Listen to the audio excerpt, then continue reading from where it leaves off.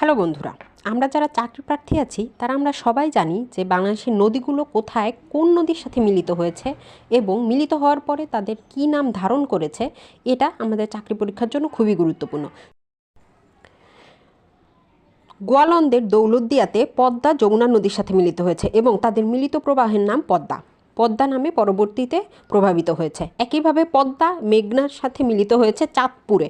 পদ্মা মেঘনার সাথে চাঁদপুরে মিলিত হয়েছে এবং এই মিলিত প্রবাহের নাম মেঘনা। সুরমা এবং কুশিয়ারা নদী আজমিরিগঞ্জে হবিগঞ্জে মিলিত হয়েছে, যাদের মিলিত প্রবাহের নাম হচ্ছে কালনী। এটাই পরবর্তীতে মেঘনা নাম ধারণ করেছে এবং এই মেঘনা নদী পুরাতন ব্রহ্মপুত্র নদের সাথে ভৈরব বাজার কিশোরগঞ্জে মিলিত হয়েছে এবং তাদের মিলিত প্রবাহের নাম হচ্ছে মেঘনা।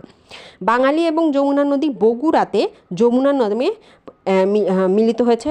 বগুড়াতে দুইটা বাঙালি এবং যমুনা নদী মিলিত হয়েছে, যার মিলিত প্রবাহের নাম হয়েছে যমুনা।